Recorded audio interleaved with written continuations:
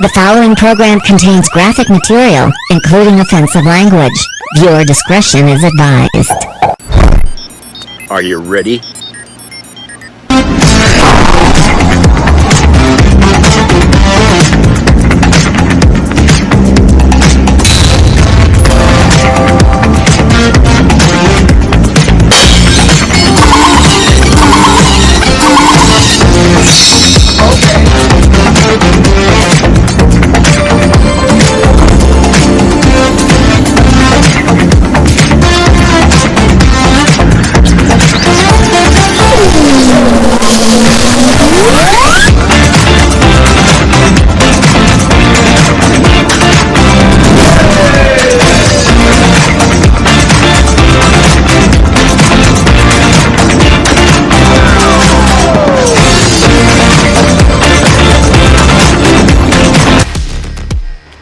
Hello everybody, it's Jeff.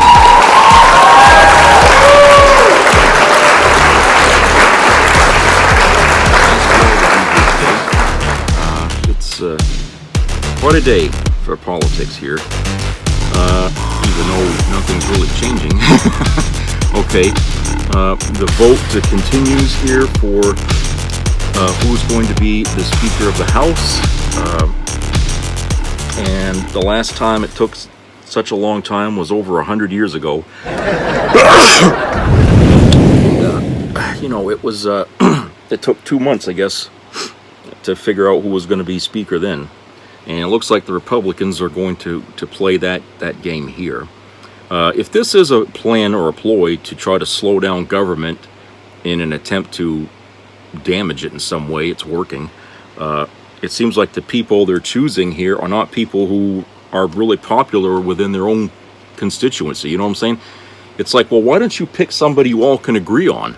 Why are they picking these backbenchers and Kevin McCarthy, who apparently is no Republicans' baby right now because he turned against them during the January 6th hearings when he come out and he was laying the blame of responsibility for all that on Donald Trump's feet, as it should be. And they were really upset about that. So they don't like him for that reason and maybe others, but that's the one big reason they don't want him on there. They don't trust him to be on their side, okay? And so the Democrats, as this is playing out, are all kind of, theorizing on what would happen if this or if that.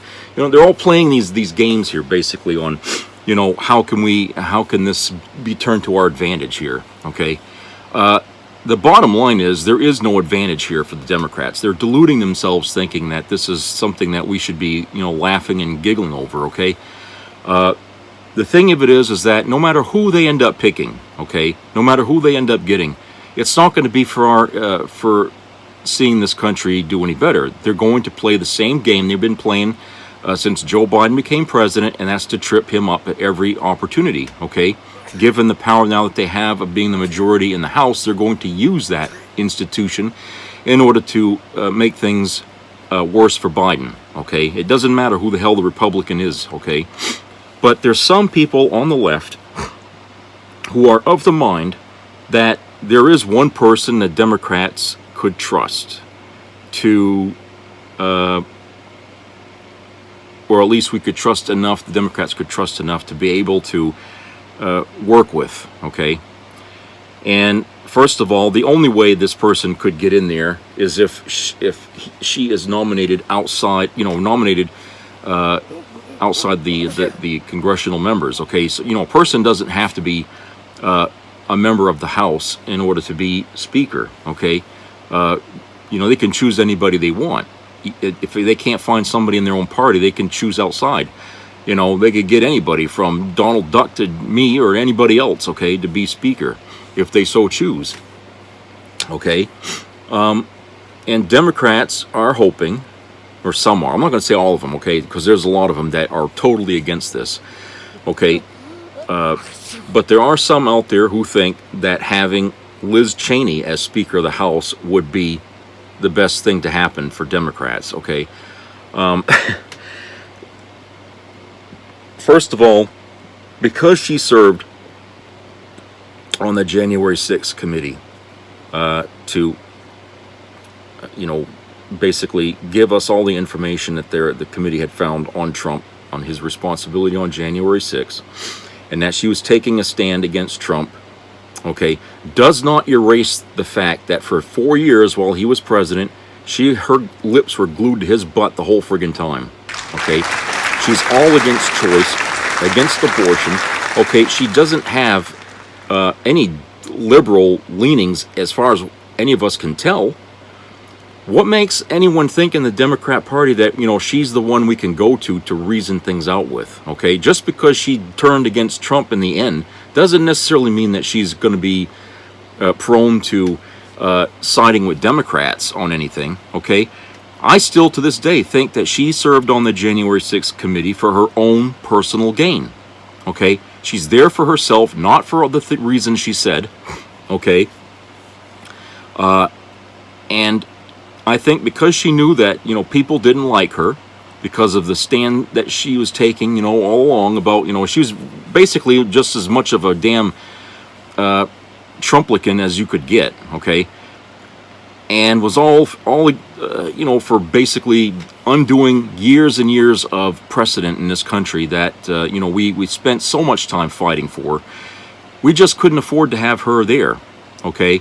But because she come out against Trump and this, Democrats since then have been like, oh, Cheney, we should have Liz in there. But don't be fooled. These people are politicians, folks. Don't be fooled. What Liz Cheney does, she does for herself, okay? That was the only reason why she was sitting on that bench, okay? That's the only reason. She was trying to gain something in that scenario, okay? Since Trump wasn't president anymore, it was safe for her to go up there and do what she did, okay? While he was president, she would never have come out and did what she did on that committee. Okay, but because he wasn't president anymore, hey, he can't do nothing to her. So that's why she did what she did. Why she waited 4 years to come out and say all these things when she was there with him all that time, agreeing with every damn thing he was doing when we was going through the pandemic, and he was sitting there telling people don't wear a fucking mask, okay? And he was telling people that the vaccines were a hoax and the pandemic was a hoax and everything was a damn hoax, and it's all liberal media this and liberal media. She was standing right by his side while he was uttering this shit. If she had as much a conscience then, okay, like she says she had now because why she did the January 6th, where the hell was she then? Where was she then when she could have come out and said something about that? You see what I mean? You can't trust her. And to think that, let's put her in one of the most powerful seats in government, okay, and then hope we can trust her. No fucking way. No, sir. I'm sorry. Liz Cheney is not the golden knight here for the Democrats. It's not the thing that we need to be pitching our tent on, okay? I'm sorry. It's just not it's not the thing. She's not it. She is not it. And if you ask me, well, who can we, instead of Cheney, who can we trust? Nobody in the Republican Party. That's why I said, no matter who they pick, okay, even if they get Liz Cheney, no matter who they pick, okay, the job is the same. Destroy the government. That's what they're going to do. Wreck it. Scorched earth. That's what they're up to. Okay, and, we should not think at all on terms of who can we trust. What we need to do is think on who we can flip, okay, after the choice has been made. Okay, who amongst those Republicans? They say there's moderate Republicans in there. Okay, well, who are they? Let's find out who they are, and let's see if we can't flip one or two of them on the Democrat side when issues come up. Okay, you ever heard of bribing people? I mean, that goes on every fucking day in Washington. Why is it the Democrats are too skittish to talk about doing something like that, underhanded? Okay, When you're fighting with people that fight in the sewer, you got to get right down in there with them, okay, if you're going to beat them. And that's what I'm talking about, okay? The majority of the Republicans in the House isn't that big. And we could easily get, some things passed through if we find what, some of these people are willing to break over, okay? What are they going to give up? Okay, some of the moderate Republicans are probably more reasonable than others. Okay, even though they all are in the same boat. Okay, there aren't many of them, but some of them might be willing, if they see the absurdity of what's going on in their party, they might be willing to, try to trip that up a little bit, so that way things don't go completely out of hand. I mean, look, you have people in the GOP that, they're quiet. Okay, these people are quiet, don't say nothing, but yet they're still Republican, they're still in the party, and they don't really like, the Boeberts and the Greens, and the Mo Brooks and all. They don't like these kind of people. Okay, because they're attention getters, and that's all they want. Okay, they've got no agenda, they got no platform, they've got no reason to actually be in the job that they're in, because they seem to not want to do any work. Okay, all they want is camera time, just to get in front of the camera and just spew their venom. And then of course you got George Santos there as a complete friggin' liar. Okay, and so you got these people that are just there to entertain. That's all they want to do, and entertain and draw, and muster up anger in the party. And so if you think of a group of people like that as somebody that you can, work with, no. And Liz Cheney, is more aligned with them than you think. All right? Because she stood with Trump on all the bullshit that he'd been saying when he was during the campaign, okay?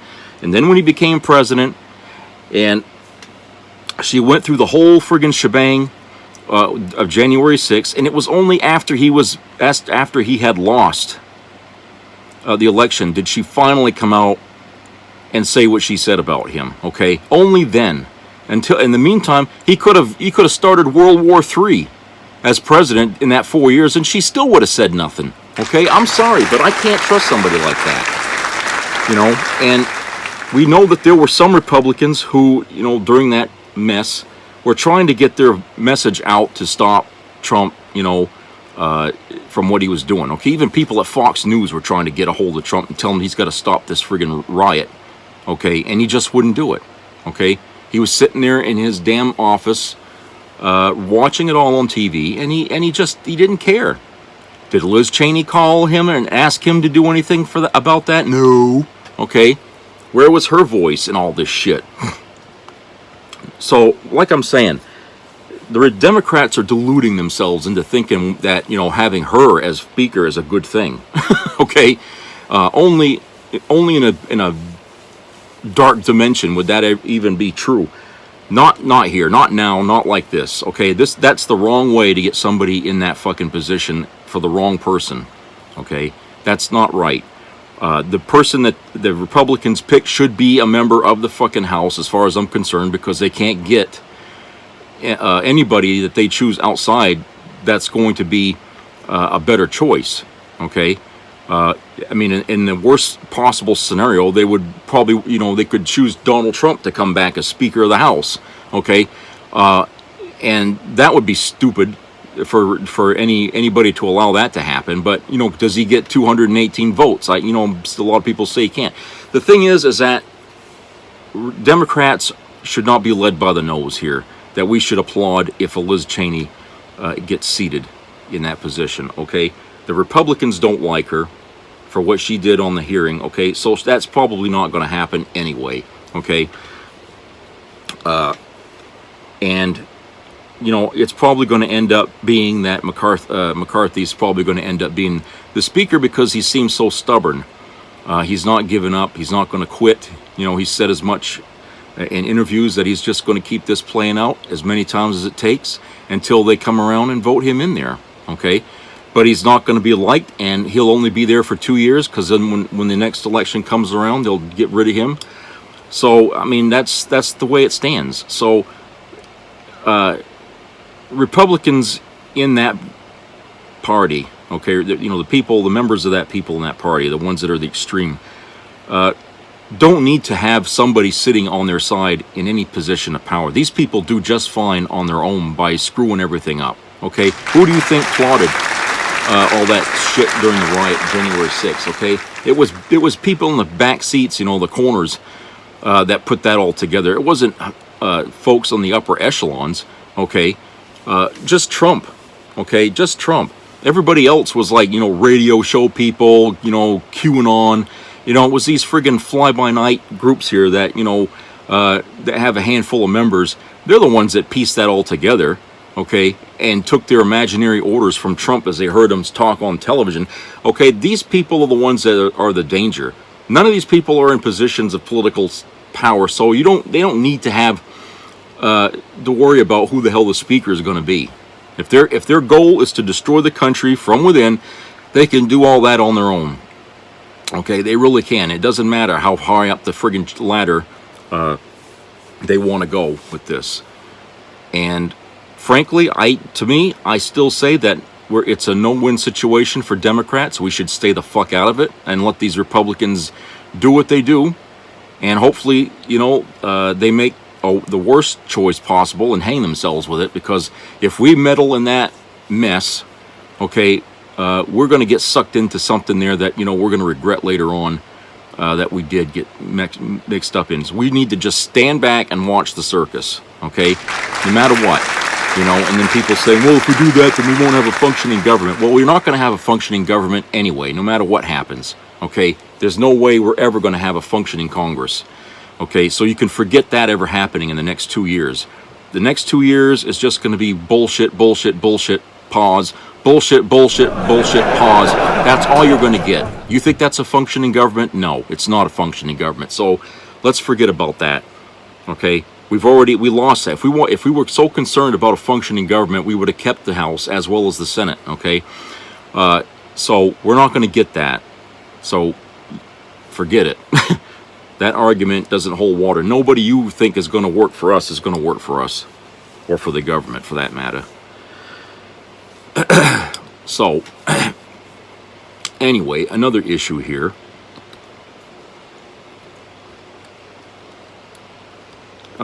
This story here from Radar Online was published here early this morning, I guess. Titled, Joe's No Fool, Desperate President Biden Plans to Dump Kamala Harris from 2024 Democrat Ticket. President Biden is determined to win a second term, and the conniving commander-in-chief is convinced dumping deadweight Kamala Harris will put him on the path to victory, Radar Online has learned. The peeved president is fed up with his vice president's failures on domestic policy issues and blames Harris for his historically weak poll numbers, according to tipsters who say he's decided to ditch her from the Democrat ticket and already has his eye on another female frontrunner. Joe's no fool, said a party source. He knows if he can add someone like Hillary Clinton or Michelle Obama to the ticket instead of Kamala, his chances immediately improve against any Republican nominee. Revealing that, quote, Joe's also looking ahead, unquote, another insider spilled. Quote, if he wins the next election cycle, his running mate will be the front runner in 2028. Kamala doesn't seem to have the right stuff, unquote. Moles squealed that Joe is steaming over Harris's performance in getting the John Lewis Voting Rights Advancement Act through the Senate after it was passed by the House of Representatives, as well as her firm-fisted handling of the U.S.-Mexico border crisis. Quote, Joe gave her responsibility over these hot-button issues, and she's done nothing to make a hash out of them, unquote, the source said. Quote, combine that with the reports of her overseeing a toxic work environment in her office. The writing was on the wall. She had to go, unquote. Chatter about Biden kicking Kamala to the curb also comes, as sources said second gentleman Douglas Emhoff whined about his wife getting saddled with the administration's most difficult policy assignments, such as a plan to handle the record 2.3 million migrants who've surged across America's southwestern border since October of 2021. Confidence claim Harris is now feeling the heat as she's publicly bellyaching about the critics not focusing on, quote, the strength of my leadership, unquote. Meanwhile, tipsters whisper Biden is well aware of surveys showing most Americans don't want him to run again. So the insider insisted, quote, "No one should be surprised," unquote. He's cutting Kamala loose to save his own goose. Okay, so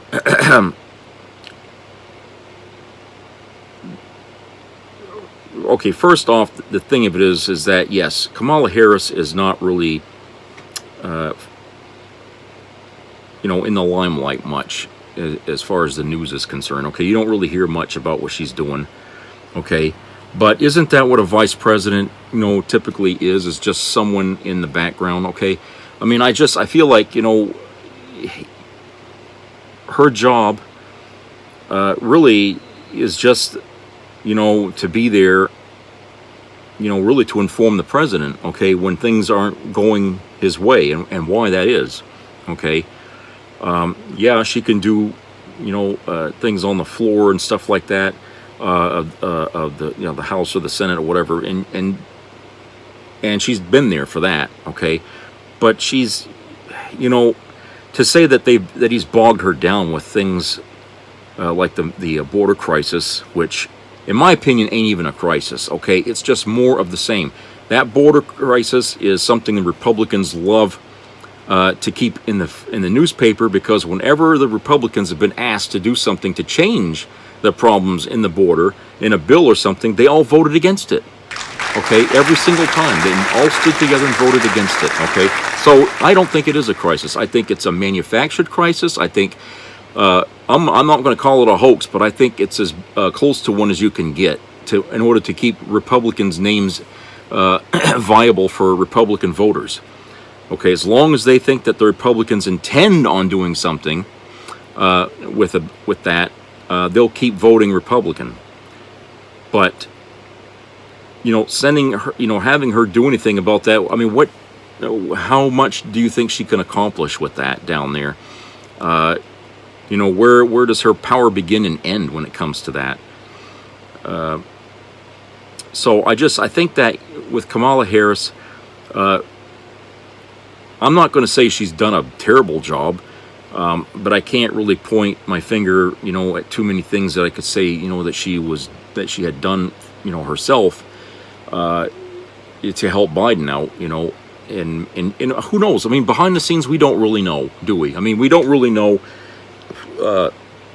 what goes on in the office. We don't really know exactly all the things that she did with Biden, how much she worked with him on things. We don't really know. All we get is, gossip, basically, about other people's point of view of things, whom they may not even know what's been going on, okay?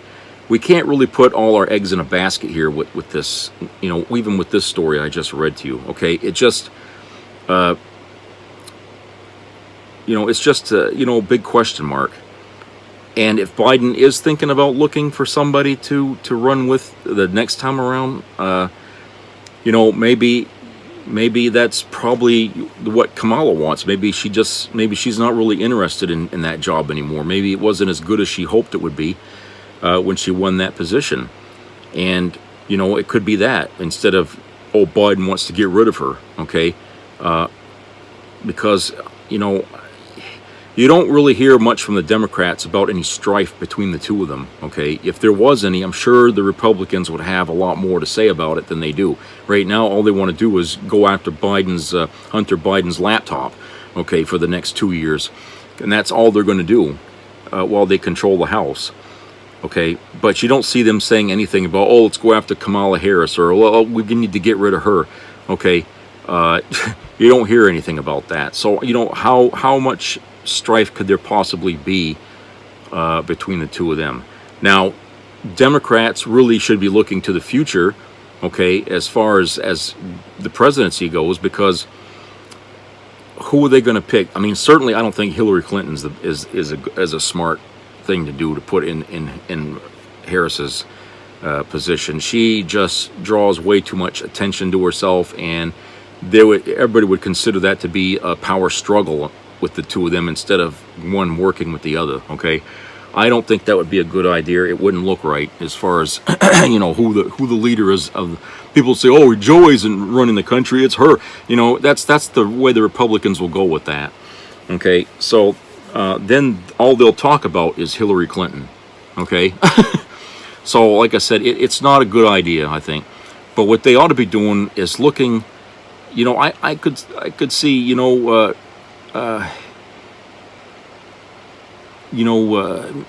maybe she's too young yet. I don't know. Some might like it, but I was going to say Cortez, but I don't think, everybody would be behind that. But surely there's got to be choices other than what they pointed out here, like Obama's wife. I don't know. I don't even know if she'd be even interested in doing anything political. She was a first lady, and with that job, with that position, she could do certain, social things, or give speeches and stuff. But to actually be that, in that position of vice president, I don't know. I'm not going to say she couldn't do it. She seems like she's capable, but would she stand up to the kind of bullshit the Republicans would throw at her? That's so I don't know. But the Democrats need to start looking around to see who they got, okay? Because if Biden wins another term, that's going to be it, okay, after he's gone. So who are they going to get to run next time after that, okay? So they have to start looking in the future here past the upcoming, in 2 years, another election coming up here. So we have to look down the road to see who we can get. Biden isn't young; he's 80 years old, and questions about his ability to stay with the program there is going into question. Much like we questioned Ronald Reagan for years about his diminished capacity. I don't know. There's a lot of things there to consider. So if I'll put it like this: if Kamala Harris was to run as president, or run for president, she probably wouldn't win. I'll put it like that, because she's got really not a whole lot to stand on as accomplishments, because nothing's ever been said about what she's done. Okay, maybe maybe Democrats need to come out more and start pointing out things that she got involved in while she's been vice president, and remind us of how much she's done. Okay, you have to have that. You got to have some kind of salesmanship going on inside the Democrat Party, and the Democrat Party is really lousy when it comes to selling ideas and selling people. They just, I don't know, they fall short, way short when it comes to that. All right, so let's go to a commercial break. We'll be back.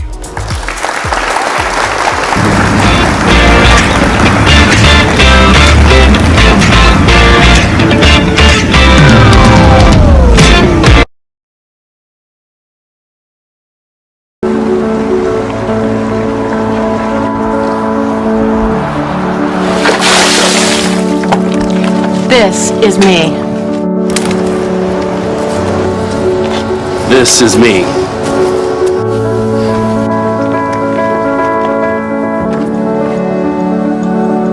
This is me!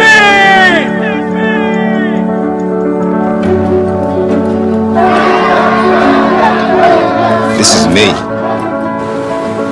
I'm Alex Curtis. I'm a lobsterman in Maine, and this is me. I'm Ruth McLaughlin, and this is me. I'm Eric Hopkins. I'm an artist, and this is me. This is me. Me. This is me. This is me. This is me. At the end of the journey, the main thing is you, original. It keeps happening. I didn't materialize from thin air. Crazy Republicans keep getting elected. Q is a patriot. They're in our government. Liar! Shut up, witch! I'm not a witch, I'm your wife! They're making our laws. Maybe we need to have some sort of legislation that requires constitutional life and biblical citizenship training in our schools. It's a revolving door of crazy. Today is the day American patriots start taking down names and kicking ass! Certification of those ballots is covered up by the machine. We have to dismantle the FBI. To me, someone like Jim Jordan would actually unite all of the different teams within the Republican banner. God bless us one and all.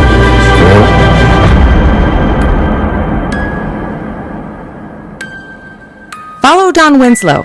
We do not accept donations, but would appreciate your retweet.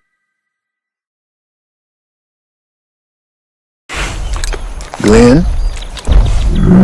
That's right. I'm on a hippo eating airheads. I'd like a hippo.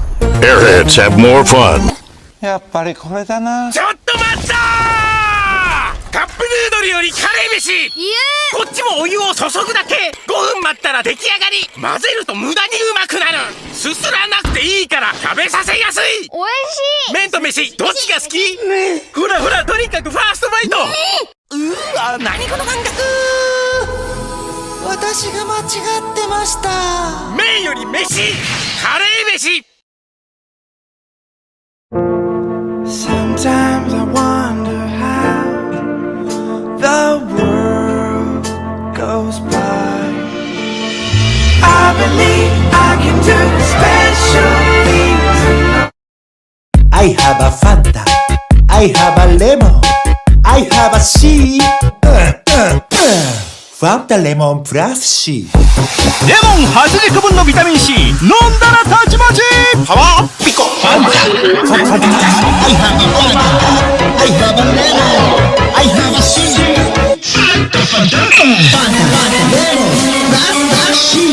Fanta Lemon Plus C. Fanta C. Fanta C. 年が明けたらいよいよ発売。Fanta Lemon Plus C. We get it, Donald. You hate us. To the Losers Project. And hey, we're not your biggest fans either. But there's one thing you know. We've never lied to you. In a funny way. We're the only people you could trust. We told you that you'd lose. And you did. But you didn't listen. Now you're losing. That Mike Pence would stab you in the back on January 6th. And he did. He's backing away from your train wreck. How Mitch and Kevin were using your name for money and power.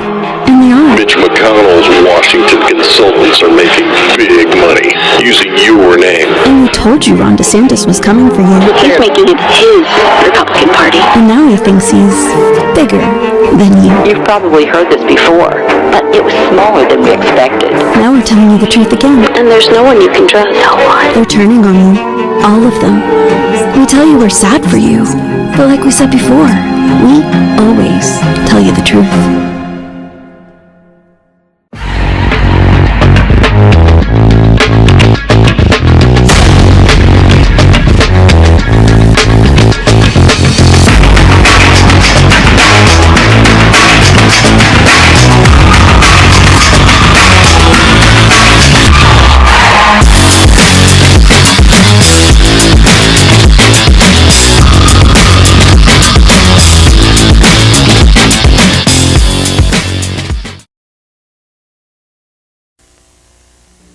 Be a part of the entertainment value of a lifetime.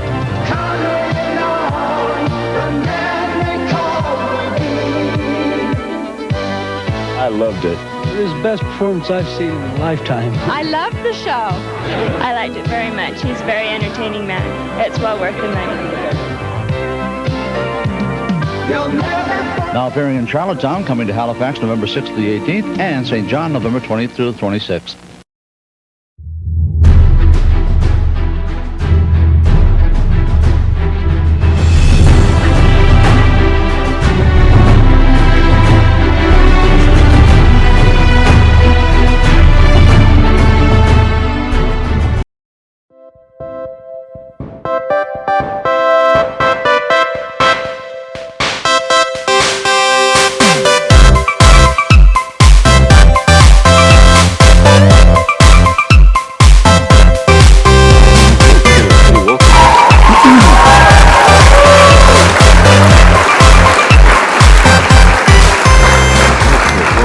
This other story here by who's this company here? This is 1945. Never heard of that one, but okay. It's written by Stephen Silver. entitled "Donald Trump Just Stepped on Another Political Landmine." What else is new, right? Donald Trump angers right with abortion comments. Former President Trump's relationship with the anti-abortion movement is a complicated one.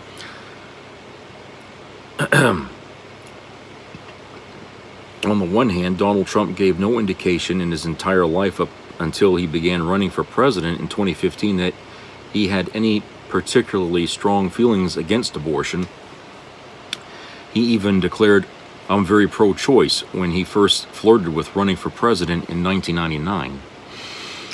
However, as president, Donald Trump appointed the 3 Supreme Court justices who provided the decisive majority in last year's Dobbs decision, which overturned Roe v. Wade, a decades-long goal of the anti-abortion movement.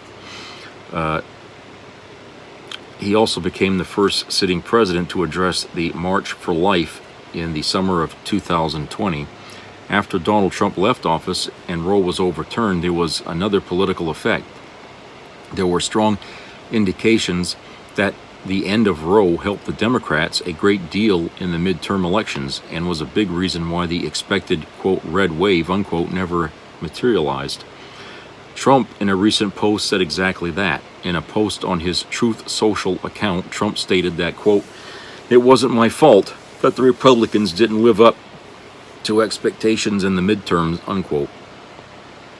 Quote, "It was the abortion issue, poorly handled by many Republicans, especially those that firmly insisted on no exceptions, even in the case of rape, incest, or life of the mother, that lost large numbers of voters," unquote. But this put Trump, as he launches another presidential campaign for 2024, at odds with the Christian right, a key part of his base. Fox News contributor Ben Domenech wrote on Twitter in sharp disagreement with what Trump had to say. Quote, "Hard to express how many false things Trump says in this one, quote-unquote, truth," Domenech said on Twitter, arguing that none of the losing candidates Trump backed was in favor of, quote, no exceptions, even in the case of rape, incest, or life of the mother, unquote. One Trump-backed candidate, Herschel Walker, was even accused of having instigated multiple abortions. Quote, "Trump claims the pro-life position moved large numbers of voters against the Republicans, yet the most pro-life are incumbent candidates all won. DeSantis, Kemp, Abbott, DeWine, go down the list, and all the Senate candidates who won were super pro-life too," unquote, Domenech added. Quote, "Third, Trump says pro-life voters got what they wanted from the Supreme Court, then disappeared, never to be seen again. There is no evidence for this whatsoever. The GOP maxed out its voters, so that makes it impossible. Increased young women pro-abort voters doesn't decrease other side," unquote. New York Magazine looked at the political implications, noting just how, quote, purely transactional, unquote, the relationship was between Trump and the anti-abortion movement, which it called a, quote, cynical bargain, unquote.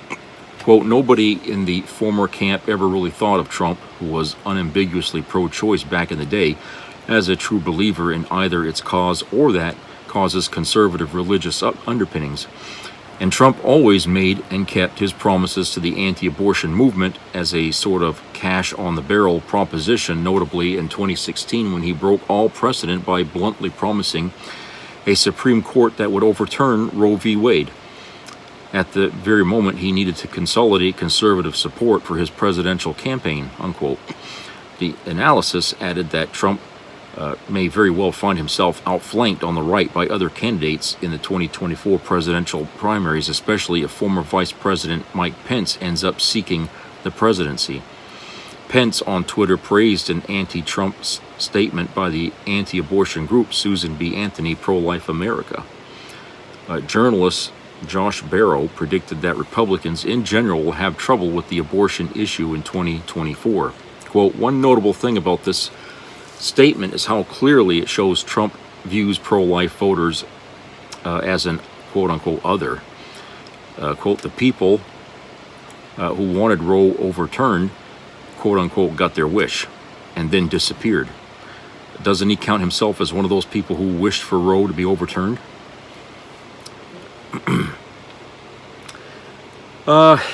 Okay, you know, I disappeared. You know what? When they were saying that these people came, got what they wanted, and disappeared, I don't think they disappeared. I think they hid, is what happened. I mean, because when they got what they wanted, the fucking left rose like a, you know, rose out of the friggin' ground, you know, and went on the rampage, mad as hell, okay, all over the place.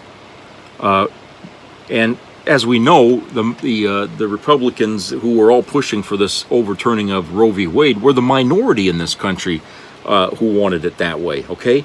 That's why we were saying, and that's one of the reasons why a lot of those people on the street were bitching. You know, the minority should not get their way, okay? We've talked about this, we voted about this, we fought our social battles over this, and the majority got their way. But here comes the minority, okay, and as soon as they get their hands in the judicial system and they got people in there, they deliberately run roughshod over the will of the country, okay, just because they can do it, they went ahead and did it, okay?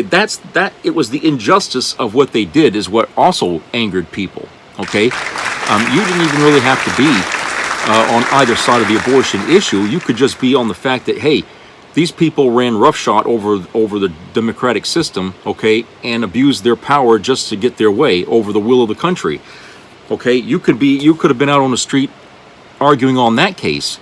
So there was a lot of angles in the Roe v. Wade thing that happened last year to be angry about, and to say that the other people left. No, they fled, and they fled in terror because they knew they upset the apple cart here big time. Why they thought that they could do that and get away with it, I don't know. They obviously were looking at the wrong polling data or something that they were, you know, we all know Republicans make up their own polling data.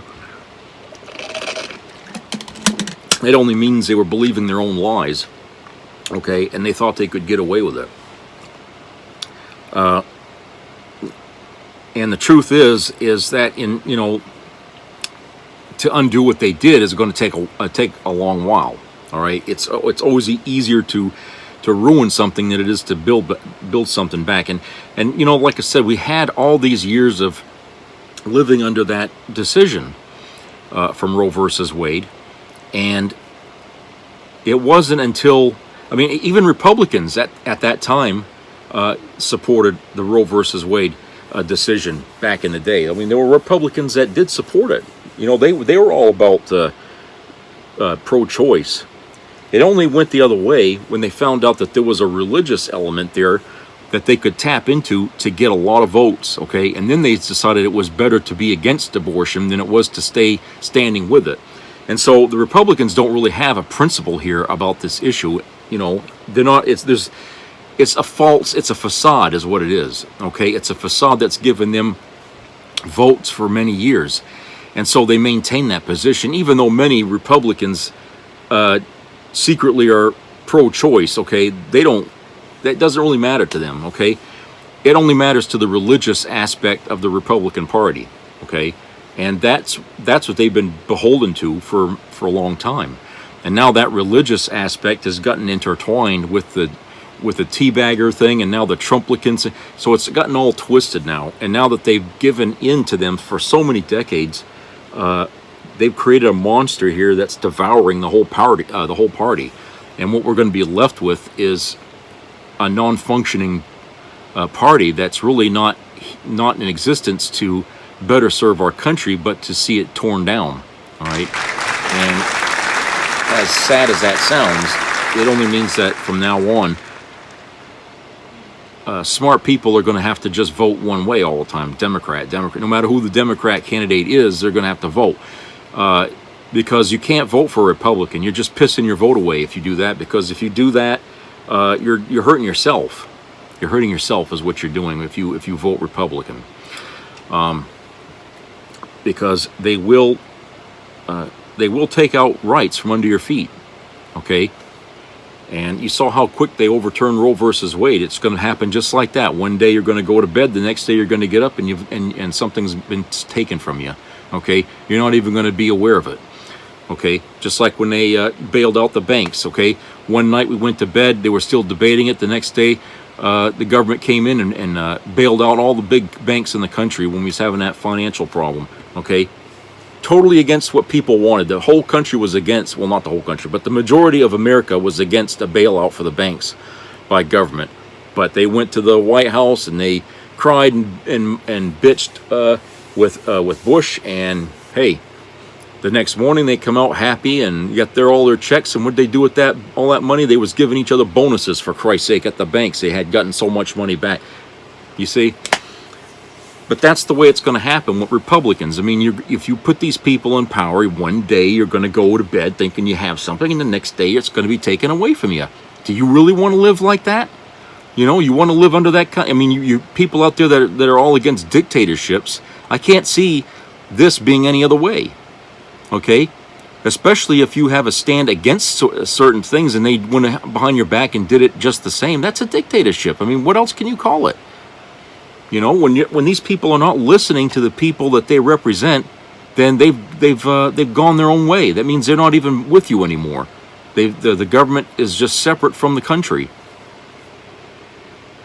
And right now, as it stands, the Republicans don't even want a government. They want it torn down, and they don't want it. They want to, as Trump said, they want to burn the Constitution. I mean, that's what these people are. They're anarchists. You know, and we certainly can't have that in government, because you know what their goal is going to be. Even just one of them getting in there, their goal is going to be to create chaos, to create as much hatred and anger as they can, you know, to constantly trip up the system. That's all they're going to do. And when people need help from the government for certain things and they can't get it because one jackass is in there and he's holding his thumb on the answer because he wants money for this, or he wants a bailout for that. Okay, and he's putting his own interests ahead of the country's. You know, it's not fair. It's just not fair to the country as a whole. And we don't need people like that in there. Okay, we just don't. So with the Trump here saying what he said, it only proves the point that he'll say what he has to say to get what he wants. Okay. I've been saying that for a long time. You know, any Republican, any politician, not just a Republican, any politician that'll make promises, and then when he gets in there, he doesn't even acknowledge he made them and even work towards anything that he said he would, okay, is not somebody you want to put your hopes and dreams in, okay? That's why I make such a stand against Liz Cheney, because you know, she stood for a lot of things that Trump supported and enacted, and it's hurt the country, okay? Including the Roe versus Wade being overturned. I mean, she was all behind that, even though you don't hear her say that much because she knows that's such a hot potato. But she said way before Roe versus Wade was overturned, she was all against abortion in this country. So, you know, that's where she would have stood. So that's why I say you can't take, because they do one good thing and then they do a million bad things that, we can trust that person. Fuck that. You can't trust anybody that does that, because they're only doing that one good thing because it benefits them in some way, okay, politically or economically or however you want to look at it, Okay, so another story here. Southwest Airlines had another system outage today. They say they're still reeling and repairing from last week's meltdown, but then this shit happened. Probably when they were trying to fix it, they screwed it up again, and it happened on after the Southwest spokesman said they had made solid progress in fixing the system.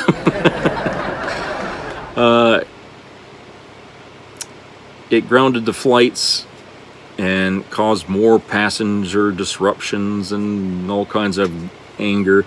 The movie Trains, Planes, and Automobiles is still playing out in Southwest Airlines. Oh, Jesus. Why is it? I mean, the other airlines are okay, I guess, but this company here, for some reason, just doesn't seem to be on the ball here. for whatever reason.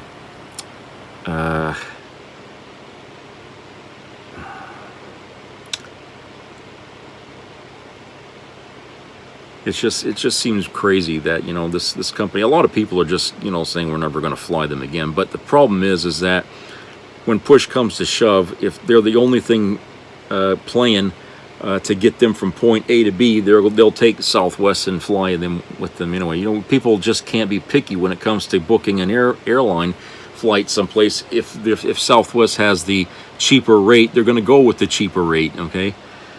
Despite the history that they're having right now with being unable to seem to get off of their butts here and fix what the problem they have. But I can't imagine, you know, I mean, there's people who, I don't know how long they waited, to be honest, but a lot of these people were probably stuck in the airport terminal during Christmas, still waiting to get to their destination, you know. I can't imagine the anger that these people felt in the terminals. I mean, let me tell you this story. I don't know if I've said this story before, but let me tell you this story. I mean, I was flying, and this wasn't during the winter, this was during the summer. My mother and I had gone to visit my sister in Virginia. And we went down there, and we went to Virginia Beach, and we went all over the fucking place down there, okay?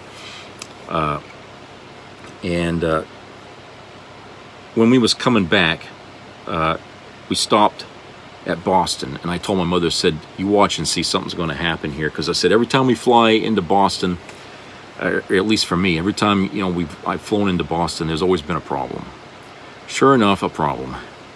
While we were sitting in the terminal, the plane was parked outside the window, the door was open, the thing was connected to the entrance. The lady at the desk gets on the microphone, and she says, we have a problem.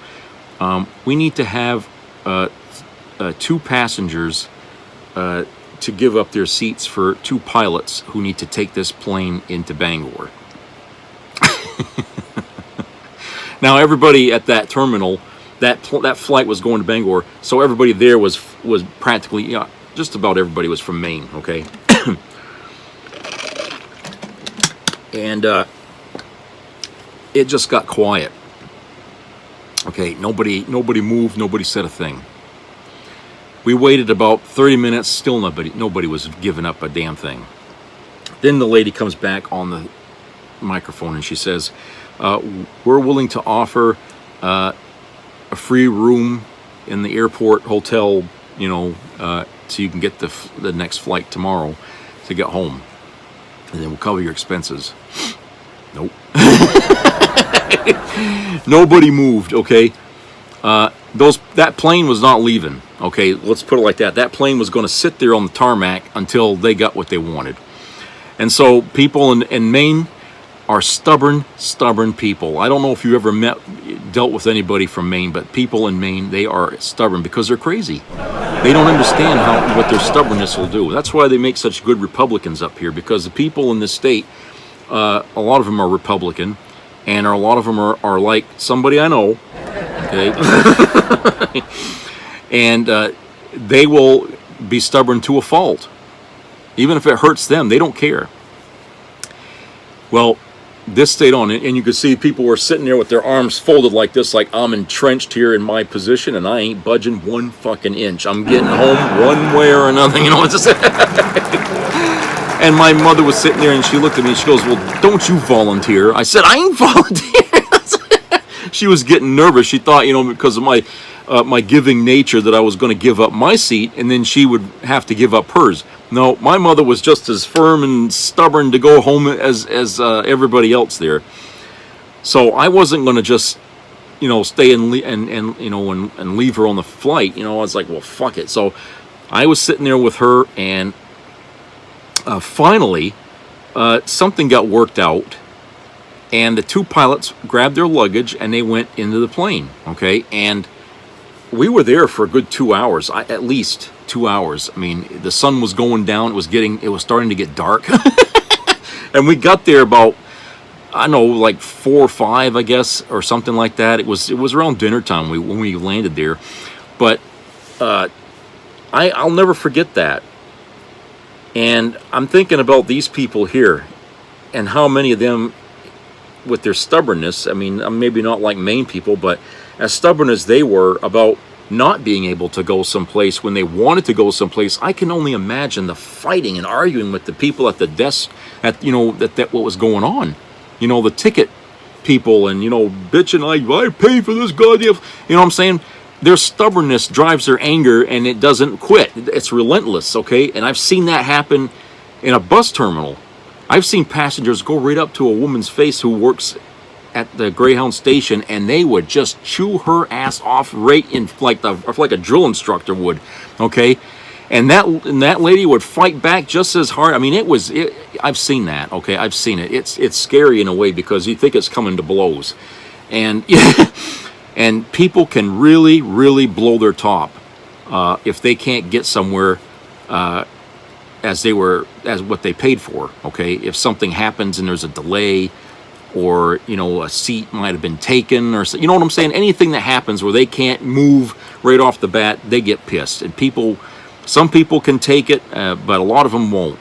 A lot of them won't. They'll just friggin' flip out. So I can only imagine what it must have been like in these terminals during Christmas and stuff when it was actually the day they were supposed to be there with family or friends, okay, and they couldn't be. I mean, the anger level must have been through the fucking roof. I can only imagine, you know, what that must have been like. Glad I wasn't there. I don't know if any fights broke out, but if it didn't happen, I have to say that there's more reserve in this country against that sort of thing than we give credit for, because I really would think that would have caused a riot at the terminals, you know, if they couldn't be home for Christmas. So, lastly, this story here, local story, at least local to my state here, in Herman.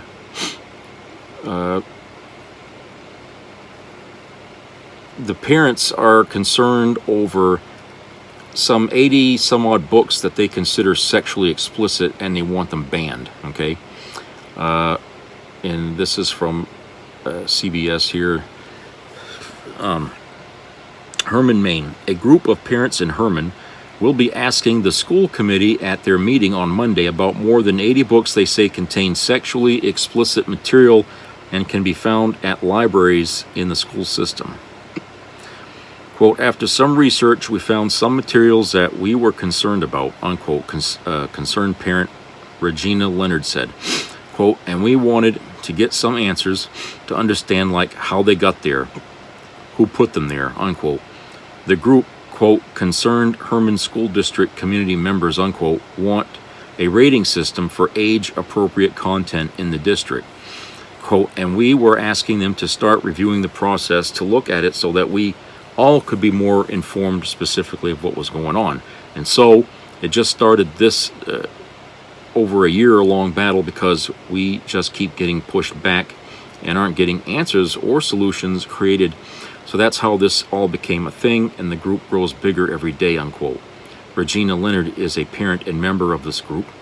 She says after some research they found concerning materials and are looking for answers from the school committee as to how these materials could even be available to students. Quote, I don't think it's really censorship, and it's not at all about banning a book. It's just that parents having the control over what's available to our children outside of the home, and that we don't feel that this type of sexual material is what should be taught or provided to our children in school walls, unquote. We reached out to the superintendent, who said, quote, our policy allows for citizens to challenge instructional materials when this form is completed and material, for example, books, textbooks, has been challenged. It goes through the steps below per policy, unquote. It goes through what will happen after they challenge the material at the school committee meeting on Monday. Quote, the opt-out system only protects the child from checking this book out. If it does not protect the child for taking it off the shelf and reading within the library. So for me, that doesn't really work either.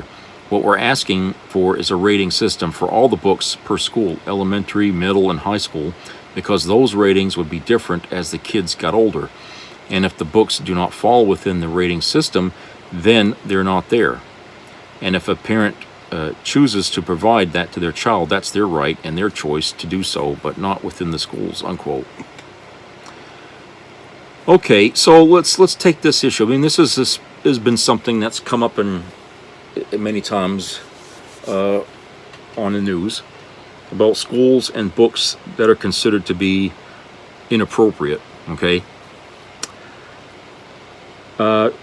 We've also seen how some books that some people would say are really not inappropriate are inappropriate to other people who look at them in a different way. Okay, so obviously we can't lay all the trust on people outside the school system to decide what books are appropriate or inappropriate. Okay, because it all depends on who's making the judgment. Everybody's going to look at it in a different way. Some people will say there's too much sexuality in it. Somebody else will say there really isn't that much in it. Okay, and some would say that the book, because it's in high school, can afford be given allowances to being, in details and stuff like that. Okay, so I say yes. A school is a public place. Okay, it's a public system. And in order to be fair, they should allow people to decide, what kind of books should be on those shelves, right? They can't really put it all in the hands of the one librarian. Okay, if this is a public school system, it has to be run by a consensus of people on a board, whereas a private school does not. Okay, they can pick and choose what they want on the bookshelves on their own. They don't have to have a public consensus on a damn thing. So if we're going to have a public school system, like having a rental store that has public movies, people to rent out movies and stuff like that, those movies are all rated, okay, for different levels of violence and language and sexuality. I say, we should have that system in the schools. I mean, you put them on the book, label it on the book as, this is PG or this is PG-17. Okay, and you can only go so far up in elementary school.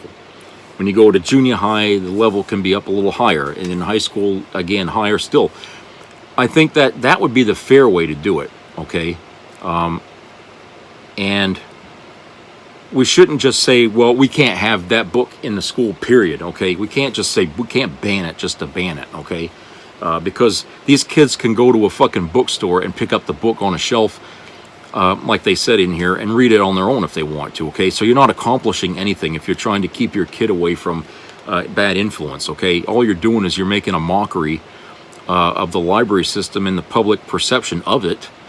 Okay, by assuming that your voice means something to the whole society around you. Like, oh, if I'm banning this book, then nobody should read it. Okay, no, it doesn't work like that. Okay, you're just making a mockery of the system, and it doesn't help anybody or anything, because, like I said, they can go to Borders, they can go to BAM bookstore, look for that book, find it, bring it home, and read it. Okay, it's just so you haven't protected your kid from anything. So you're going to have to be a little bit, you have to come back down to earth here a little bit on what books you want to ban or not, okay? But I think that, a rating system for the books should be there, okay? I think that's a good idea, okay? That way, the student getting the book understands what they're going to read, and then when he brings it home, the parent can see that, what it is, and decide if it's okay to read, okay? When it comes to textbooks, I mean, when I was in school, textbooks, everybody got the same kind of book. It was just reprints of the same book. You can't really put a ban on something like that, because that's material the teacher needs to teach the kids with. I mean, they don't have alternatives, okay? It costs money to get, hundreds and hundreds of other textbooks to replace one because one parent doesn't like it, okay? Everybody has to use the same textbook. And textbooks are going to cover a lot of things, math, science, biology, history, okay, and sometimes that means the curriculum is going to skirt into something that people don't like talking about, okay? Well, if you don't like that, then obviously you don't want your kid to know a damn thing, okay? If it's too uncomfortable for you that your kid is learning about something, then you have a problem with education, okay? Because, like it or not, they had to learn much the same crap when they were going to school, but now their kids are learning it and they don't like it, okay? That's just being hypocritical. So, like I said, the textbooks are a whole different matter. That's not library. That's what you call teaching tools for the teachers and the students. Okay, they got to have those books. It's the ones they bring home every night so they can do their homework. Okay, but when you're asking them to do some research, to read materials and stuff like that, that's different because then they have to go to the library. All right. If they don't like the selections in the library and they want to get better selections outside of the school, okay, they should be allowed to do that, okay, and read what they can from that in order to learn better what they're studying, okay. And certainly the internet is there to give them all the levels of whatever you don't like in their face so they can learn. So, people today are kind of funny that way. They protect their kids in school from what they're going to see, but when it's outside of the school, they don't say anything. When their kids are exposed to Playboy magazine and Hustler, and when they turn their computer on, they're exposed to pornography and stuff like that on there. Where's the outrage there? Where's all the unity of parents taking the fight up with the systems that are outside the school that are also corrupting your kids or something? Where are they then? They always pick on the school. Why? Because it's local. They can take their complaints to one person instead of trying to make a fight of it online or something. I don't know. Maybe it's easier that way, or maybe it's just the school structure they didn't like when they were kids or something, and they're just going after them. I don't know. But it's very weird that these same people won't say a damn thing about, movies and internet and magazines and, God, you name it, whatever else you can think of. You don't hear anybody bitching about that. Okay? You don't. So where are these people? I mean, if they're so honest about wanting to keep their kids safe from all this, being exposed to things, why the hell are they so quiet about all the rest of it? That they also should be concerned with. If they're concerned about the small amount of it these kids are exposed to in school, they should be more than livid about the large amount of it that they're exposed to outside the doors of the school system. Much of which is not even allowed on the school grounds, believe it or not, okay? I doubt a kid today could walk into the school carrying a dildo and a teacher allow that to go on all day. So, I'm just saying, there are rules even in the school about what you can bring in there or not. But outside that system, it's a free for all, and the parents can't be there 100% of the time to cover their eyes, as it were, so they don't get corrupted. Okay. But anyway, that's what's going on here in Herman. So, our state, like many states, has to deal with this problem here. But at least they have some kind of an answer here for what they'd like to do. And they're not just pissing and moaning about something without an answer, Okay, so that's it for today. Hope everybody has a great rest of the week. So keep your ears open for COVID. News local. I heard there's a new variant out there now, and I guess they're trying to figure out how much this is going to play in the spread of the COVID virus. Okay, heard about that on the news today. So keep your ears open about that, and just stay safe. You might put the mask on again, I guess, if that's what you want to do. I mean, I notice a lot of people are not wearing them anymore, and you're just begging for trouble because all it takes is one person getting it, and it'll spread just like wildfire all over again. So, can reconsider not wearing your mask. Okay. And treat each other nice out there, people. And I'll see you again another time. So take care.